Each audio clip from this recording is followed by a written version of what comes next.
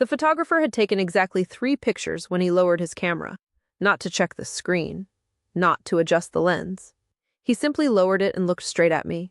I was standing in the back row of my own family portrait, almost completely hidden behind my 6'2" grandson, beside a decorative olive tree that my daughter-in-law had moved into the living room because she said it made the room feel balanced. My name is Margaret Carver. I was 72 years old, standing inside the house my late husband and I had bought more than 4 decades earlier, and somehow I had been arranged like an inconvenient lamp. My oldest son, Andrew, was in the center. His wife, Melissa, stood beside him. My daughter, Rebecca, and her husband were next. My youngest son, Luke, had one arm around his 2 boys. The grandchildren filled the front row, and I was in the back, half a shoulder, part of my blue dress, a little silver hair. That was apparently enough of me for the picture. The photographer looked at his tablet, then back at me. "Mrs. Carver?" Andrew's smile vanished. I raised my hand slightly. "Yes?" The photographer hesitated. His name was Noah Pierce. He was younger than my children, maybe 40, with the cautious expression of a man who had just realized he was about to step into a family argument without being invited. "I need to ask you something before we continue." Andrew moved immediately. "Noah, we're losing the light. Can we handle technical stuff afterward?" Noah didn't look at him. He kept looking at me. "Mrs. Carver, did you know I'm scheduled to photograph this house empty on Monday morning?" Nobody moved. Rebecca's hand froze halfway to her daughter's hair. Luke stared at the floor. Melissa's smile looked suddenly painted on. I thought I had misheard. "Empty?" Noah swallowed. "Yes, ma'am." "What do you mean, empty?" Andrew gave a quick laugh. It wasn't a real laugh. It was the kind people use when they want everyone else to agree that something isn't serious. "Mom, it's just preliminary planning." "Noah, seriously, let's finish the portrait." But Noah didn't raise his camera. He touched the tablet instead. "I did a preliminary real estate shoot here yesterday. The work order says I'm coming back Monday after the furniture is removed." I turned my head slowly toward Andrew. "Who hired you?" Noah's eyes shifted toward him. That was all I needed. And that was the moment I understood something that would have sounded ridiculous 5 minutes earlier. My children hadn't put me in the back row because there wasn't enough space. They had put me there because in their minds, I was already leaving the picture. I wish I could tell you, I screamed. I didn't. At 72, anger had stopped feeling like fire and started feeling like electricity. Useful, if you didn't waste it. So I smiled. Then I stepped half an inch farther behind my grandson. Andrew blinked. "Mom?" I looked at Noah. "Take the picture." He frowned. "Are you sure?" Exactly as they arranged us. Andrew relaxed just enough for me to notice. "Good," he said. "Let's get this done." I held Noah's eyes. "Please." He lifted the camera. And while my children smiled in front of me as if we were a family without a secret, I smiled too. Because suddenly I wanted that photograph. I wanted proof of exactly where they had decided I belonged. The shutter clicked. Once, twice, 3 times. Andrew relaxed. That was his first mistake. His second was believing I hadn't understood what Noah had just told me. When the portrait session ended, everyone drifted toward the dining room for brunch. Noah stayed behind to pack his equipment. I waited until Andrew was pouring champagne before walking back to him. "You were here yesterday?" Noah nodded. "Yes." "Inside the house?" "Yes, ma'am." "I wasn't home." "I know." That answer bothered me. "How?" He looked toward the dining room and lowered his voice. "Your son said the owner had already relocated." I felt cold. "Relocated where?" Noah turned the tablet toward me. There was the job order, my address, interior photography, exterior photography, aerial images, final empty room reshoot Monday, and under client notes, 1 sentence. Owner. Relocating to Cedar Haven. Family handling property. Please direct questions to Andrew Carver. Cedar Haven. I knew the name. It was an assisted living community about 20 minutes away. Beautiful gardens. Excellent reputation. Expensive enough that people bragged about getting their parents in. I had never toured it, never called it, never requested a brochure, never told anyone I wanted to live there. But apparently someone had already moved me on paper. Can you send that to me? I asked. Noah hesitated. I'm working for the listing agent. I'm the owner of this house. He looked embarrassed. Then yes, I can send you the portion of the work order that concerns your property. And the photographs? I'll check what I'm allowed to release directly, but I'll make sure you get what you need. I nodded. Don't mention this conversation to Andrew. Noah studied my face. All right. Thank you. Then I walked into my dining room and sat down at a table covered with food my children had ordered, served on plates from my cabinet, in a house they had apparently already photographed for strangers. Melissa handed me a mimosa. There she is, as if I were the guest. Andrew stood and tapped his glass. Before we eat, I just want to say how good it is having everybody together. Nobody looked at me. That was interesting. We don't do this enough, he continued. And after everything the family's been through, I think we all realize how important it is to plan ahead. I took a sip of orange juice. Plan what? Rebecca picked up her water. Luke rubbed his thumb along the edge of his fork. Andrew leaned forward. Mom, we're worried about you. Why? The house. I looked around. The house seems fine. That's not what I mean. Then what do you mean? He sighed, already tired of a conversation that had barely started. You shouldn't be managing a property this size alone. I have a gardener. Mom. A cleaning lady comes every Thursday. That's not the point. The furnace is new. The roof was inspected in May. You know what I'm saying? Actually, I did. But I wanted to hear him say it. No, Andrew. Tell me. Rebecca stepped in. Nobody's trying to upset you. I don't feel upset. That seemed to upset her. Andrew folded his hands. We've been looking at options. Options for whom? For you. Without me. I smiled. What options? Melissa brightened. Cedar Haven is gorgeous. I looked at her. Have you been there? Rebecca nodded. Twice? Twice? The first unit didn't have enough natural light. I turned to Luke. You went too? He nodded once. All of us did. The room seemed to shrink around me. Not because Cedar Haven was frightening, because my family had toured my future like shoppers comparing refrigerators. What did you choose? I asked. Andrew answered carefully. A one-bedroom with a balcony, near the elevator. How thoughtful. Mom, don't do that. Do what? Make everything sound ugly. I looked at him. I haven't described anything yet. He stared back at me. I asked, when was I going to hear about this? Today? Before or after Monday? Rebecca's eyes snapped toward Andrew. Melissa looked down. Luke whispered, Oh God. Andrew went still. I continued. The furniture leaves Monday, doesn't it? He looked at me for several seconds. Then he made a decision. He chose confidence. Fine. Yes. We reserved movers. Reserved? We knew you'd resist if everything felt theoretical. So you made it real? We made it easier. For whom? Mom? Who told the photographer I had already relocated? Silence. I looked from one child to the next. Who? Andrew said. That was shorthand. Memory problems too? That landed differently. Rebecca frowned. What memory problems? Andrew's face changed. I had guessed. I hadn't known yet. But his expression told me there was more. I set down my glass. Interesting. What are you talking about? Rebecca asked. Andrew stood. This is going nowhere. No, I said. It's going somewhere. I just don't know where yet. He looked at me with an expression I had seen since he was a boy. The look he wore when he believed the room would eventually organize itself around his certainty. We're trying to protect you. From what? From making a bad decision because you're attached to a building. There it was. Not a home. A building. I said, and what happens to the building? The market is strong. Are you selling it? Eventually. To whom? We have interest. From whom? Andrew glanced at Melissa. It lasted less than a second.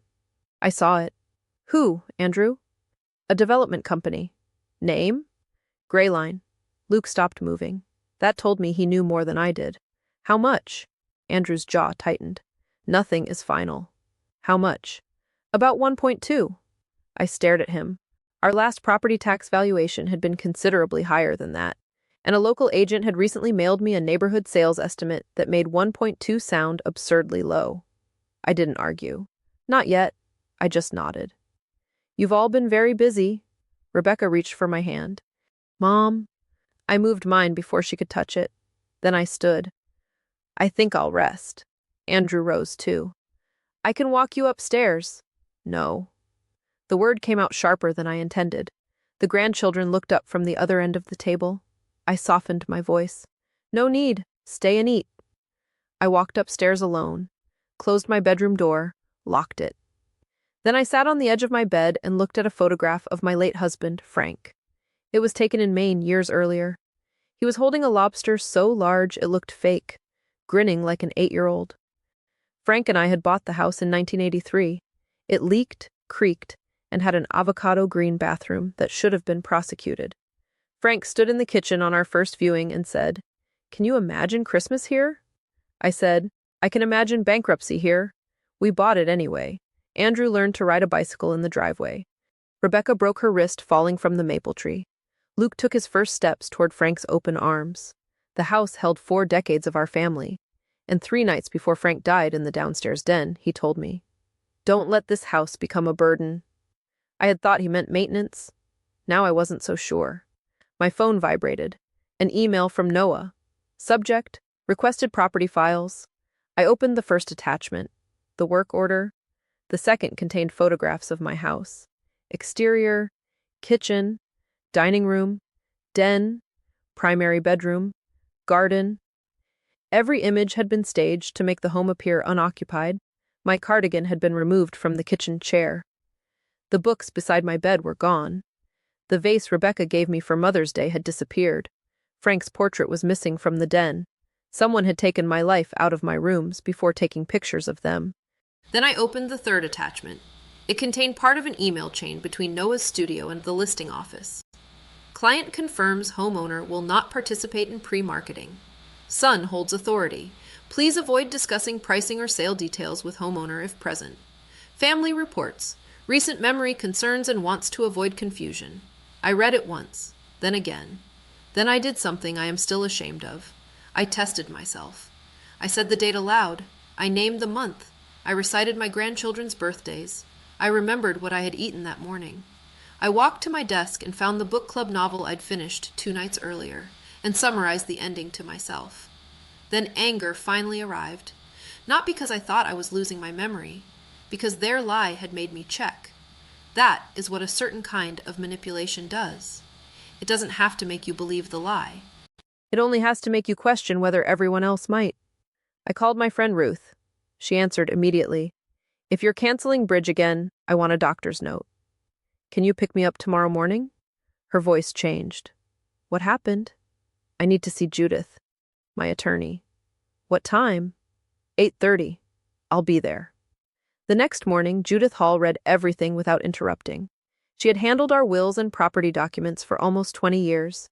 She was 69, wore red glasses, and became quieter when situations became worse. When she finished, she removed her glasses. "Margaret, when did Andrew receive financial power of attorney?" "Before my hip surgery." "Do you remember why?" "He insisted we should have emergency paperwork in place."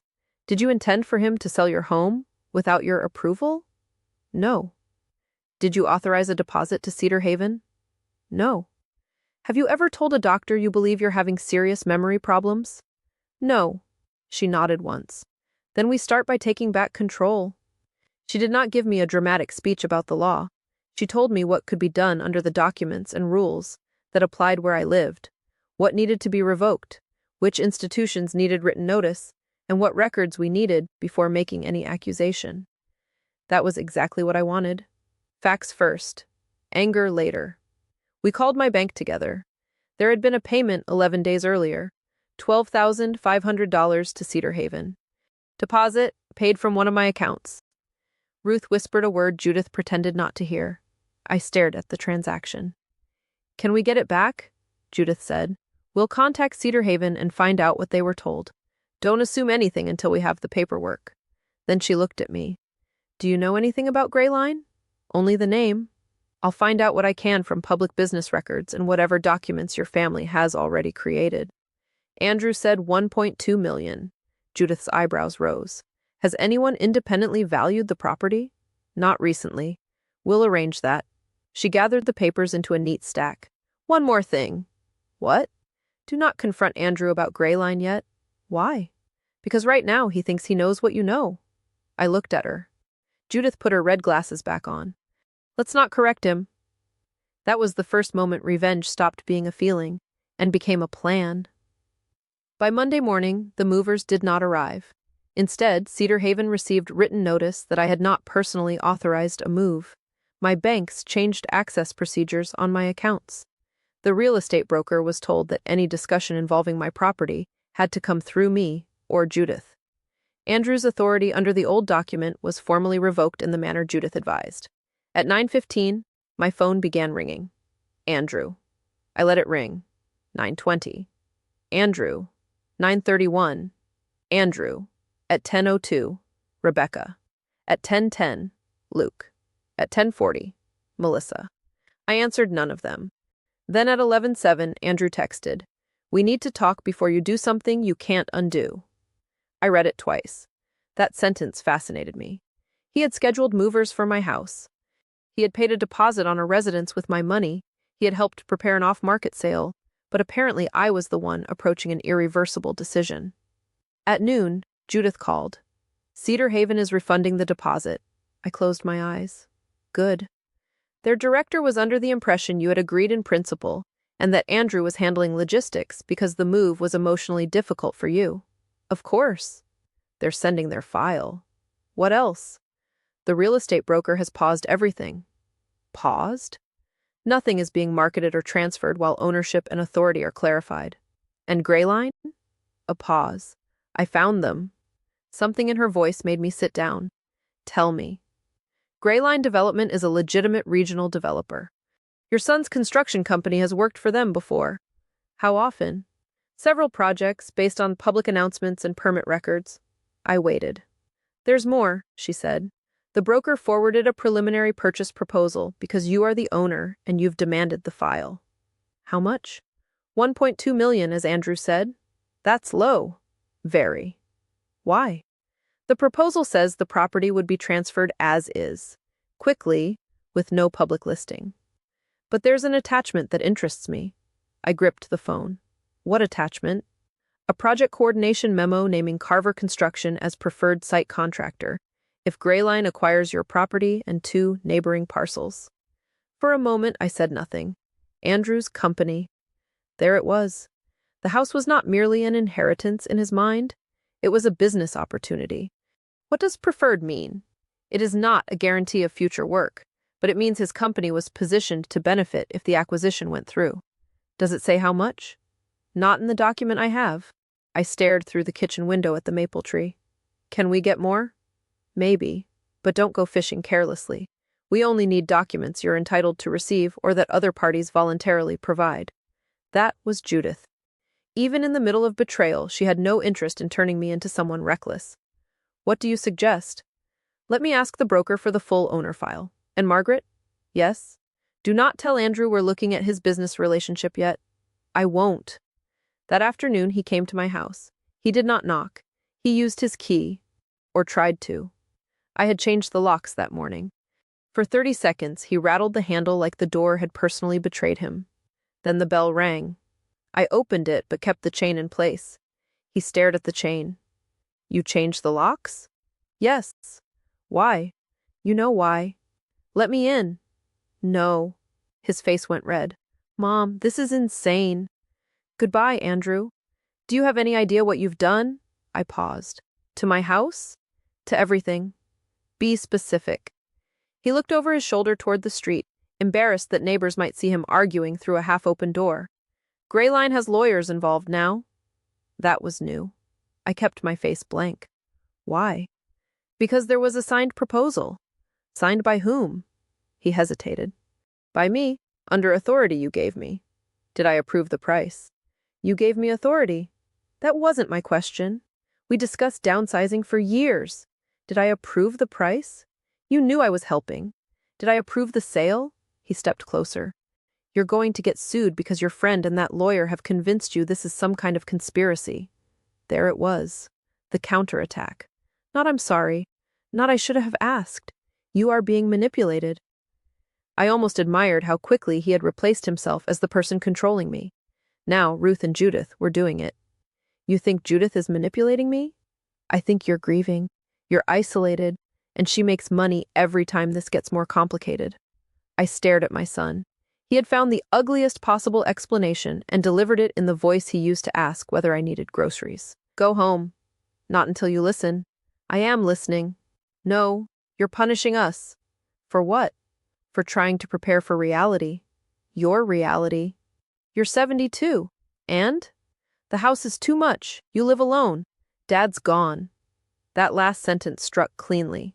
He saw it. And because he was angry, he pushed. Dad would never have wanted this. Something inside me became very still.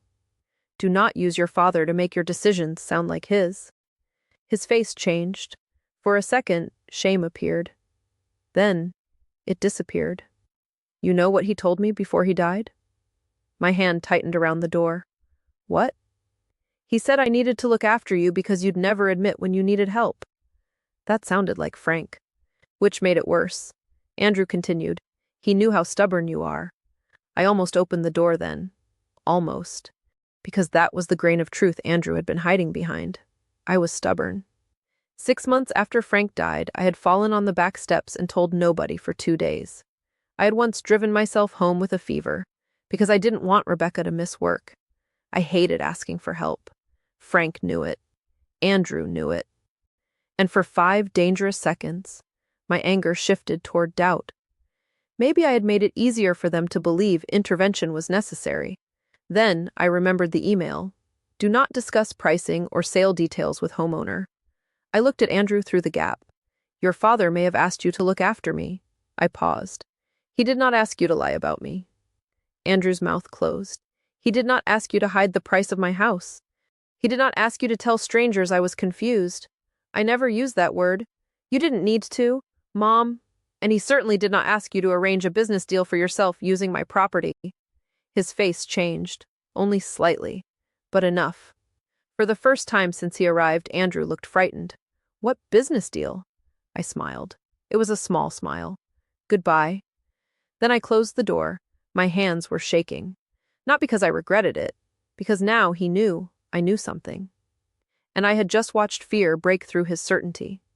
2 days later, I discovered what frightened him. Judith called me into her office. Ruth came too.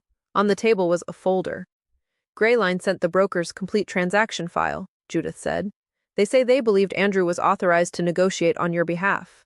They also provided the documents exchanged with his company, because the transaction is now disputed, and they want a clear record of what came from whom. Are they suing me? At the moment, no. Their attorney says they are reviewing the situation. The preliminary proposal had conditions and nothing has closed. I'm not going to predict what anyone will do, but right now they seem more interested in distancing themselves from the family dispute. I exhaled. Then Judith slid a document toward me. Read page 3. It was titled Development Coordination Agreement, Carver Construction, Grayline Development. The language was formal and full of terms I did not pretend to understand, but one section was simple. If Grayline successfully acquired the Willow Lane site package, including my property, Andrew's company would become eligible for a project management and site preparation contract. The estimated value was large enough to explain the hurry. Then Judith showed me an email, from Andrew to Grayline's acquisitions manager. Mother is on board but emotional. Best to keep communication through me until she is settled. We can deliver Willow quickly if you hold the construction package open. I read it twice. Ruth said, I'm going to jail. Judith looked at her. No, you're not. I didn't say for what. Despite myself, I laughed. Then Judith pointed to another page. There's something else. I stopped laughing. The construction package wasn't the only benefit. Andrew's company had cash flow problems. I didn't learn that from a rumor. I learned it from his own email. He had written that Grayline's next project would allow him to stabilize payroll and clear bridge obligations. Judith would not speculate beyond the document. Neither would I. But I didn't need to. My son's business was under pressure. My house had become part of his solution. That was why 1.2 million was enough. That was why speed mattered. That was why he had needed me relocated before I started asking questions. I sat back. I would have helped him. Ruth looked at me. I could barely get the words out. If Andrew had come to me and said his company was in trouble, I would have helped him. Judith said nothing. I might not have risked the house, but I would have listened. Frank and I helped all 3 children when they were starting out. We never kept score. Ruth reached for my hand. I pulled it away. Not because I was angry at her. Because suddenly I did not want comfort. I wanted clarity. He didn't ask. No, Judith said. He converted me into a resource. Judith's face softened. Yes. That sentence changed everything. Until then, some part of me still wanted Andrew to explain the situation in a way that would restore him to the son I thought I knew. Now I understood. There was no explanation that could make secrecy equal care. So I asked Judith a question. If I wanted to hear Greyline's best legitimate offer directly, could I? Yes. Would that help us? It might clarify their position, but you are under no obligation to negotiate. I know. Ruth frowned. You aren't considering selling to them. I looked at her. I am considering listening. Judith understood first. She leaned back. What are you thinking? Andrew believes I'm emotional. Yes. He believes I don't understand business. Clearly. He believes if he scares me enough, I'll either surrender or make a mistake. Judith nodded slowly. So let's disappoint him. A week later, Greyline sent a representative to Judith's office. Not Andrew, not the broker, me, Judith, Greyline. The representative was a woman named Dana Mercer, Vice President of Acquisitions. She looked exhausted before we even started. The first thing she said was, Mrs. Carver, I want to apologize for the way communication was handled. I appreciated the wording. Not if you were offended. Not there was confusion. The way communication was handled. I said, did your company know I hadn't personally approved the sale? We were told you had. By Andrew. Yes. Did you know he had told vendors I had memory problems? Her expression tightened. No. I learned that only after the photography company raised a concern. Noah. Again. One person lowering a camera. I asked, why was the offer so low? Dana did not insult me by pretending it wasn't. Because it was structured as an off-market acquisition with significant redevelopment risk and a fast close. But I understand why, from your perspective, it is not acceptable. Would Greyline pay more? Possibly. How much? She slid a revised number across the table. It was substantially higher, still below what I believed the open market might bring. I looked at it, then at her. Why didn't I receive this number before? Because the original discussions were negotiated through your representative. My son. Yes. And your construction arrangement with him depended on acquiring my property. It was connected to the larger site package. So he had a financial reason to want me to accept quickly. Dana chose her words carefully. His company would have benefited if the project proceeded. I nodded.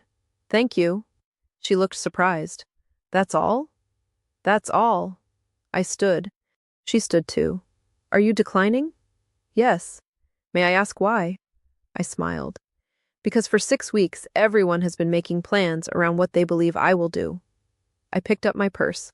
I'd like to make one decision nobody gets to price in advance. When I got home, Andrew was waiting in his car across the street. Of course he was. He got out as soon as I stepped onto the driveway. What did you tell Greyline? I unlocked my front door. Good afternoon. Did you reject the revised offer? Yes. His face drained. Why? Because I don't want it. You don't understand what you're doing. I turned around. That sentence is getting boring. You just killed a deal that could have solved everything. There it was. Not your housing, not your safety, everything. I looked at him. Your company? He said nothing. Payroll? His jaw tightened. Bridge obligations? His eyes widened. I had never felt less triumphant. That surprised me. I expected revenge to feel hot. Instead, it felt cold, clean, like finally seeing the bottom of a glass. Andrew lowered his voice. You had no right to look at my company's private business. Your company attached itself to my house. It was a development package. It was my home. You could have walked away with more than $1 million. I already have more than $1 million in a house I own. It's not liquid. I am not an ATM with arthritis. For the first time, he had no answer. Then he said something I will never forget. If this company goes under, that is on you. I stared at him. No. He stepped closer. You knew what this deal meant. No, Andrew, you knew what it meant. That's why you hid it. You could save 30 people's jobs. There are cruel arguments that arrive dressed as noble ones. He knew I cared about his employees. Some of them had worked for him for years. I had attended company picnics, sent flowers when one foreman's wife died. For a moment, I pictured 30 families. Then I remembered that Andrew had created this choice without my consent. You do not get to borrow other people's livelihoods to make me responsible for your decisions. His face hardened. Fine. He walked toward his car, then turned. When the rest of the family understands what you've done, don't expect them to forgive you. That threat sounded almost childish. It wasn't. By the next evening, my granddaughter Sophie called me crying. Sophie was 24, Rebecca's oldest. Grandma, is Uncle Andrew losing his company because of you? I closed my eyes. There it was. He had moved the battlefield. What did he tell you? That you backed out of a deal after he built a project around it. Anything else? He said your lawyer is convincing you to cut everyone off. I sat at the kitchen table. Sophie, I am going to tell you something, and then I want you to decide what you think. Okay. Did anyone tell you they had booked me into Cedar Haven before asking me? Silence. What? Did anyone tell you they paid a deposit from my account? No. Did anyone tell you they arranged movers? No. Did anyone tell you they instructed people not to discuss the price of my house with me because I supposedly had memory concerns? Longer silence. Grandma? And did anyone tell you Uncle Andrew's company would receive work if I sold the house to Grayline? She started crying harder. I didn't know. I know. I hated that she was involved. That was another thing I put on Andrew's account. Not because he had criticized me, because he had recruited a granddaughter into a fight over her grandmother's assets. Sophie, listen to me. You do not need to choose sides. But, no, you're not responsible for fixing adults. She sniffed. Are you okay? That question almost broke me. It was the first time anyone in the family had asked it without telling me what okay was supposed to look like. Yes, I said. I'm getting there. The next morning, I sent one message to all 3 of my children. Please do not discuss my finances, estate, health, or housing with the grandchildren. If you have something to say to me, say it to me. Rebecca replied immediately. I didn't know he called Sophie. I'm sorry. Luke wrote, agreed. Andrew sent nothing. 3 hours later, a courier delivered a letter from his attorney. Not a lawsuit, a warning. Andrew was considering seeking a formal review of whether I was being unduly influenced and whether I had capacity to manage complex financial decisions. I read the letter once, then I laughed. Not because it was funny, because sometimes rage comes out wearing the wrong coat. Judith read it that afternoon. Can he do that? I asked. He can ask a lawyer to send a letter. Anyone can threaten legal action. Whether he has grounds for anything beyond that is a different question. What do? We don't panic. I'd prefer something more satisfying. That made her smile. We document. So I did. Not for YouTube, not for revenge, not for anyone's approval. I met privately with my physician. I followed the professional advice I was given. I completed an independent evaluation appropriate to the concern being raised. The written conclusion did not find evidence that I lacked the capacity to make my own financial and housing decisions. I did not post it online. I did not send it to the whole family. I gave it to Judith. Then we sent Andrew's lawyer the minimum appropriate response. The threat stopped. That should have felt like victory. Instead, I stood in my kitchen that night and realized I was exhausted. Andrew had turned my independence into something I had to prove. And suddenly Frank's old sentence came back to me. Don't let this house become a burden. I looked around. 6 bedrooms, 3 floors, a garden that took 2 men half a day to maintain, a dining room I used mostly at Christmas, stairs that I could climb but no longer enjoyed. And a question appeared that scared me more than Andrew did. What if I actually wanted to leave? Would selling now mean he had won? I called Ruth. She came over with Chinese food. I told her everything. Then I said, I think I might sell the house. She stared at me. To Grayline? No. To Andrew? I'd rather donate it to raccoons. Good. I laughed. Then I stopped. I mean really sell it, on the open market, because I want something smaller. Ruth put down her fork. Then sell it. You don't think that's giving them what they wanted? No. Why? Because they wanted your obedience, not your square footage. I sat very still. Ruth pointed her chopsticks at me. You are allowed to agree with an idea and reject the person who tried to force it on you. That may have been the wisest thing anyone said to me that year. So the next morning, I called Judith. I'm selling. She paused. Are you sure? Yes. Why? Because I want to. Good answer. But nobody knows yet. Another pause. Then I could hear the smile in her voice. What are you planning, Margaret? I looked at the family portrait Noah had sent, at myself in the back row. Something educational. I hired an independent real estate agent named Claire Donnelly. Not Andrew's broker, not Grayline's broker. Mine. Claire walked through the house with a notebook and asked questions nobody else had asked. What do you want from the sale? A fair price. Anything else? I looked toward the maple tree outside the breakfast room window. I don't want to hear the phrase, quit close, unless it actually benefits me. She smiled. Done. An independent appraisal came in well above Grayline's original proposal. Then Claire prepared the listing. For the photographs, I called Noah. He answered on the second ring. Mrs. Carver, are you still willing to photograph my house? He laughed softly. Only if you're the one hiring me. I am. Then absolutely. When he arrived, he looked around the living room.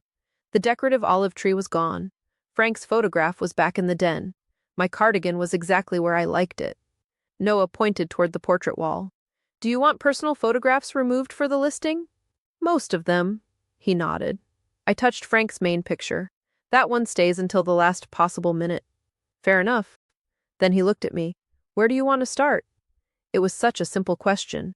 Where do you want to start? I had spent weeks discovering how much of my life had been arranged without that sentence. The front door, I said. So we started there. The house went on the market on a Thursday morning. I told none of my children. By Friday, Claire had multiple requests for showings. By Sunday, we had serious interest. By Tuesday, we had 4 offers. The strongest was more than $500,000 above Grayline's original number. I stared at the page. $500,000. That number did something strange to me. It stopped being money. It became a measurement of how cheaply Andrew had been willing to value my ability to choose. I did not automatically take the highest number. Claire walked me through contingencies, timing, financing, and the other terms that mattered. One offer came from a couple named Elena and Marcus Bell. They had 2 children. During their second visit, their youngest daughter saw the maple tree through the window and pressed both hands against the glass. Can I go outside? Her mother looked mortified. I'm sorry. Don't be, I said. We went into the garden. The little girl stood under the tree, staring up. Did kids climb this? 3 of mine did. Did they fall? 2. Her eyes widened. Bad. Only enough to become family stories. She smiled. Something loosened inside me.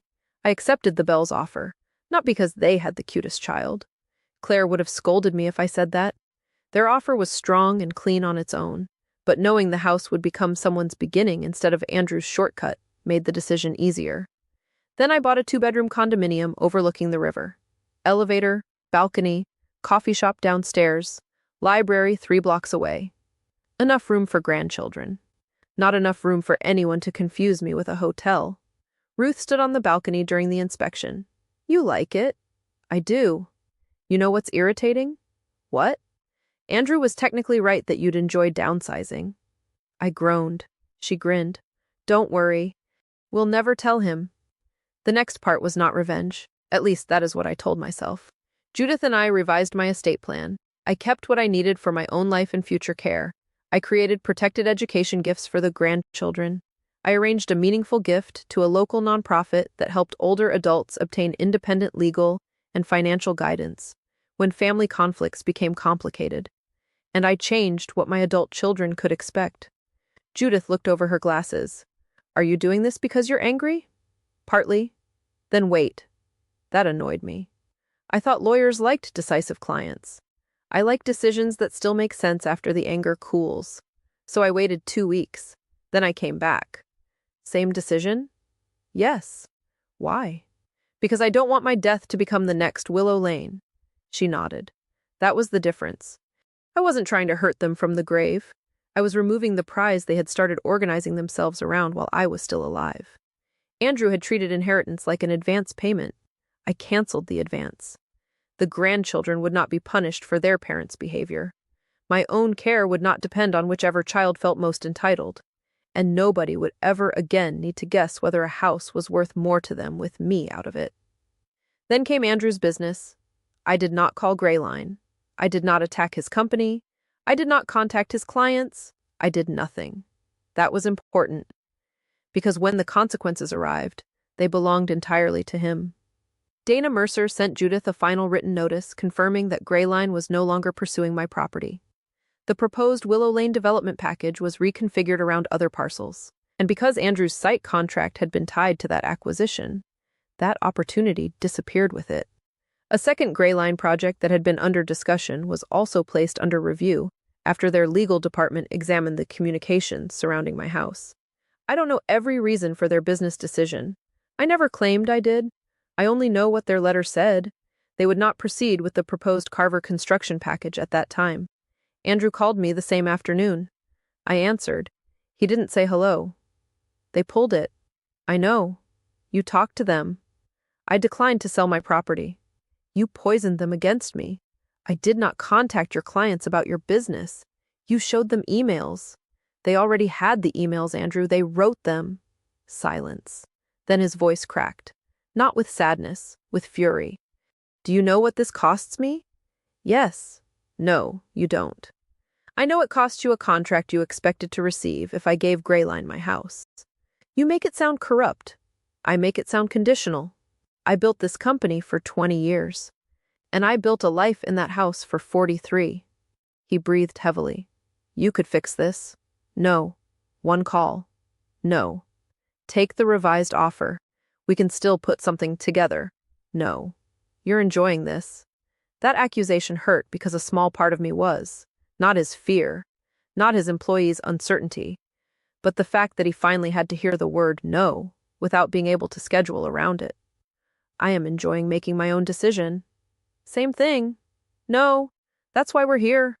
He hung up. 3 days later, Rebecca called. Andrew says you're selling the house. I looked at the packed boxes around me. He finally got one thing right. Why didn't you tell us? I let the question sit there. Then she heard herself. Oh. Yes. Did you sell it to Greyline? No. For how much? I said nothing. Sorry, she said quickly. I shouldn't have asked. That mattered. She was learning, slowly, painfully, but learning. The closing is next Tuesday, I told her. Where are you going? A condo by the river. Can I see it? Eventually. Another pause. Okay. Luke reacted differently. He came over that evening with a roll of packing tape and a black marker. I heard. Apparently the family news service is operational. He smiled weakly. Need help? I looked at him. With what? Whatever you tell me. That answer earned him entry. For 3 hours, Luke packed books. He asked before touching Frank's things. He labeled boxes exactly where I told him. He did not mention money. As he was leaving, he stopped beside the original family portrait, which I had temporarily leaned against the wall. I hate that picture. I don't. He looked surprised. It reminds me. Of us being awful? Of me noticing. He stared at it. I noticed too. I looked at him. What? That Andrew put you in the back. Then why didn't you say anything? His face fell. Because I thought it was just a picture. I nodded. So did I. That Friday, I invited all 3 children and their spouses to dinner. No grandchildren. Adults had created the problem. Adults could sit in it. Andrew arrived last. He walked through the front door and stopped when he saw the boxes. The walls were half empty. The grandfather clock was wrapped. The dining room cabinet had been cleared. For the first time in his life, My oldest son looked like a guest in the house where he grew up. What's going on? Come in. Melissa stared at the boxes. Rebecca already knew. Luke did too. Andrew looked from face to face. You all knew? Rebecca said. For a few days. His eyes landed on me. You sold it. Yes. His mouth opened, closed. To Grayline? No. Who? The buyers. Mom. You don't need their names. He pulled out a chair. This is unbelievable. I took my seat at the head of the table. Not because I needed a throne, because it was my chair. There was an envelope at each child's place. Andrew looked at his. What is this? Dinner first. Nobody ate much. I had ordered roast chicken from a restaurant because I was not going to spend 6 hours cooking for people who had tried to schedule my removal. After plates were cleared, I looked at my 3 children. I asked you here because after Tuesday, this house belongs to another family. Rebecca lowered her eyes. Luke folded his hands. Andrew stared at me. I don't want to leave Willow Lane with the last honest conversation in this room being the one we had at brunch. Andrew muttered, Here we go.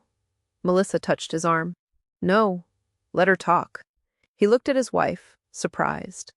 So was I. I pointed to the envelopes. Open them. Rebecca went first. Inside hers was a copy of the Cedar Haven tour record. 2 visits.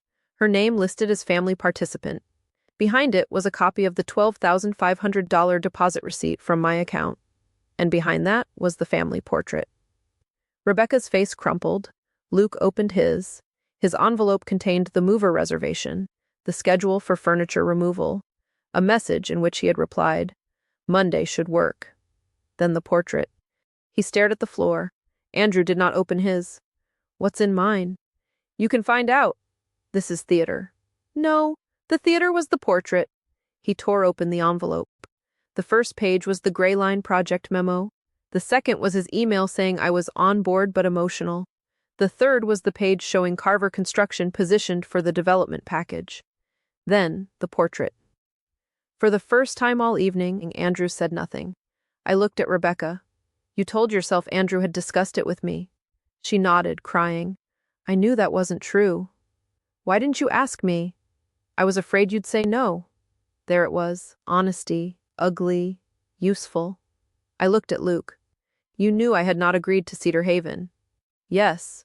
Why did you go along? He swallowed. Because Andrew made it sound inevitable, and because I didn't want to be the difficult one. I almost laughed. All my life, Luke had been the peacemaker. Now he finally understood that peace without courage is often just cooperation with the loudest person. Then I looked at Andrew. What about you? He leaned back. I've explained myself. No, you've justified yourself. I was trying to solve several problems at once. Mine? Everyone's. Using whose house? He looked away. I continued. Your company needed the project. Yes. The admission surprised everyone. Andrew looked exhausted. Yes, Mom. The company needed the project. There. Are you happy? No. Grayline was our best path forward. Payroll was tight. 2 clients delayed payments. I had people depending on me. I would have listened. You would have panicked. You don't know that. I do know you. No. You know the version of me that makes your decision easier. He slammed his palm against the table. You think this is some movie where I'm the villain and you're the clever old lady who beat me? The room went silent. I looked at him. No. I spoke quietly. I think you're my son. That stopped him more effectively than shouting. And that's why this hurts. His face shifted. I continued. If you were a stranger, I could simply call you dishonest and be done with it. But I remember holding ice on your knee when you fell off your bicycle. I remember sitting outside your college dorm because you were too embarrassed to admit you were homesick. I remember your father lending you the money for your first truck when the bank said no. Andrew looked down. I would have listened. His jaw tightened. But listening was not enough for you. You needed control. No, I needed certainty. Exactly. I leaned forward. You were willing to purchase your certainty with my freedom. Rebecca began crying again. Andrew rubbed his forehead. You weren't being thrown into the street. Cedar Haven is one of the best places around. I toured it.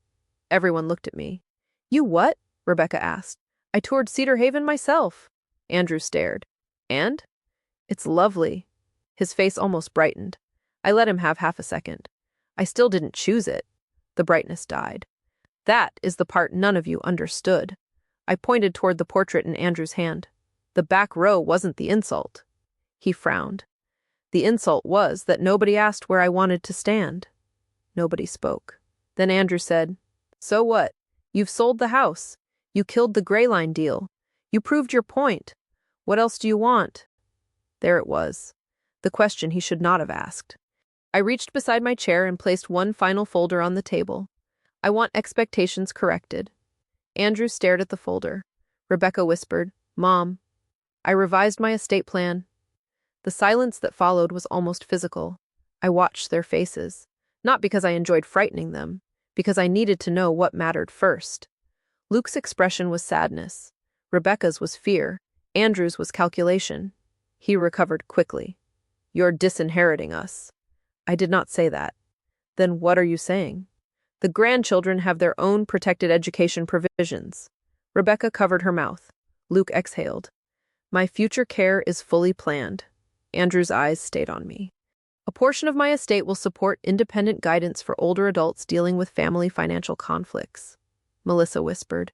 "Margaret, and the rest will be distributed according to instructions none of you control." Andrew stood. "You are unbelievable." "No. For the first time, I am unpredictable to you. This is punishment." "No. Don't lie."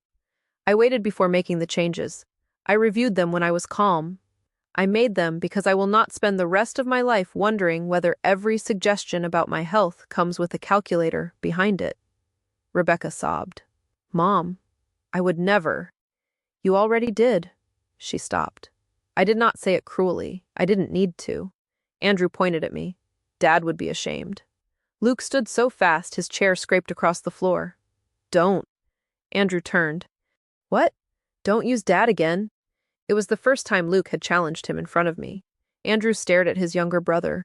Luke's hands were shaking. "You keep saying Dad wanted us to look after Mom." "He did. He didn't tell us to take over her life." "Stay out of this." "I didn't stay out of it. That's the problem." Rebecca wiped her face.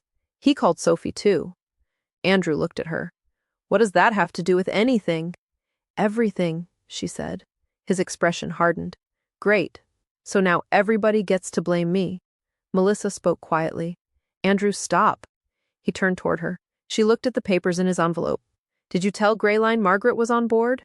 He said nothing. "Did you?" I believed she would agree. Melissa's face changed. That answer told her something too. "You told me she already had." Andrew froze. There it was. A new betrayal. Not mine. His wife's. Melissa stood. "You told me the Cedar Haven deposit was after Margaret agreed." "Melissa, you told me we were helping with logistics." I was trying to keep everyone calm. She laughed once, coldly. "Apparently that's what you call lying when you're in charge." Andrew stared around the table. One by one, the people who had once organized themselves around his certainty had stopped. I did not need to say another word. That was revenge. Number 1. He lost the house. Revenge. Number 2. He lost the Gray Line opportunity built around it. Revenge number 3. He lost the inheritance certainty he had treated like a financial plan. And revenge number 4 was happening in front of me. He lost the family's automatic belief that if Andrew said something was handled, it was handled. No shouting could have hurt him more. He grabbed his coat. "Enjoy your victory." I looked at him. "I wanted a son, Andrew, not a victory." For the first time, he looked as if I had struck him. Then he left. The front door slammed. Nobody moved. A few seconds later, Melissa picked up her purse. "I'm going to stay with my sister tonight." Rebecca looked at her. "Are you okay?" Melissa nodded without meaning it. Before leaving, she stopped beside me. "I am sorry." I studied her. "For what you knew or what you didn't ask." Her eyes filled. "Both." I nodded. That was enough for that night. After she left, Rebecca sat down again. Luke did too. The 3 of us remained at the table beneath the empty spaces where family photographs had hung. Finally, Rebecca said, "Can I earn your trust back?" I looked at her. "Probably." She started crying harder. "Why probably?" Because if I say yes tonight, you'll think forgiveness is something I hand you. I touched the Cedar Haven paper. It isn't. Luke nodded. What do we do? Different things? Like what? When you worry about me, ask. Rebecca wiped her face. When you disagree with me, say it to me. Luke nodded. When Andrew tells you he has handled something involving my life, check whether I asked him to. That almost made Rebecca laugh. Almost. Then I said the hardest part. And stop treating my age like an emergency. Neither of them argued. That was enough too. The closing happened Tuesday.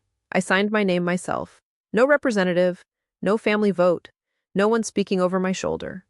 When Claire handed me the final papers, I thought I would cry over leaving Willow Lane. I didn't. I cried in the driveway when the Bells' little girl ran toward the maple tree. Her mother called after her. I said, "Let her." Then I got into Ruth's car and left before nostalgia could turn into a committee meeting. The River condo became home faster than I expected. Frank's blue chair went beside the balcony window. His ridiculous lobster photograph went on the bookshelf.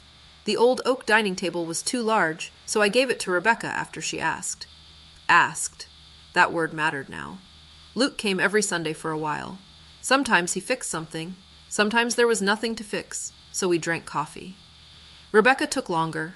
3 months after the move, she came alone and placed an envelope on my table. Inside was a cashier's check. What is this? My share of the Cedar Haven deposit. You didn't take the money. No, I went along with spending it. I looked at her. I want to repay you. You don't have to. I know. That answer made me accept it. Andrew did not apologize. He sent explanations, business pressure, bad timing, concern about me living alone, miscommunication. Every paragraph managed to describe what happened without containing the words "I was wrong." I responded once. Andrew, when you are ready to apologize without explaining why I made you do it, I will read it. Mom. 5 months passed. Then an envelope arrived, handwritten. No company letterhead, no lawyer, 3 pages. The first sentence was, I lied because asking you meant you could say no. I sat down. That was the first honest thing he had given me. I did not forgive him that afternoon, but I called him. Trust did not come back in one dramatic scene. He came to the condo. He apologized to Rebecca, to Luke, to Melissa, who had spent several months separated from him before deciding what she wanted for her own marriage.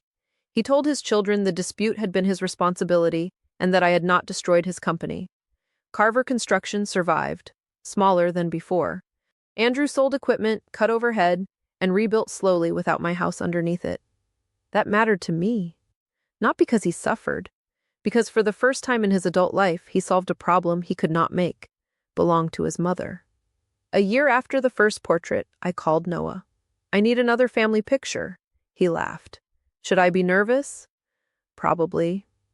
We met on the Riverwalk behind my building. No matching outfits, no staged furniture, no hierarchy. Rebecca came, Luke came, the grandchildren came, Melissa came, and after several minutes of pretending he might not, Andrew came too. He stood at the edge of the group. Noah raised his camera, then lowered it. For 1 second, every muscle in my body remembered the first time. Noah smiled at me. Mrs. Carver, where would you like to stand? The whole family went quiet. I looked at Andrew, then Rebecca, then Luke, then my grandchildren. I walked to the middle, not because the center makes a person more valuable, because this time the place was mine to choose. Here. My grandson Joshua stepped behind me. He was still 6'2". He leaned down. Grandma, you're still really short. Everybody laughed. Even Andrew. The camera clicked. That portrait hangs in my living room now. The first one hangs beside it. People ask why I kept the ugly picture, because it is not ugly to me anymore. It is evidence. In the first photograph, I am almost invisible, and everybody else looks perfect. In the second, the wind is ruining our hair. Luke's collar is crooked. A grandchild is looking away, and Andrew is not in the center. Nobody is. That is what changed. I used to think revenge meant making the people who hurt you feel what you felt. Maybe sometimes it does, but the best revenge I ever took was simpler. They planned my move. I chose my home. They priced my house. I chose the buyer. They used my money. I took back control of it. They treated my inheritance like their future. I rewrote the future. They told strangers not to listen to me. I made every decision in my own name, and they put me in the back row. So I stopped asking permission to stand anywhere at all. I thought that was the end of it. Then, 6 months after the second portrait, Noah called. He had been archiving the original real estate photographs when he found one image he'd never delivered. Andrew was standing in my old dining room beside an open folder. The page was out of focus, but one heading was readable. Petition for appointment of guardian. The date was 3 weeks before the family portrait. I stared at the screen until the words stopped moving. Selling my house had not been Andrew's final plan. It had been the plan he hoped he would never need, and suddenly I understood why he had been so confident I would eventually have no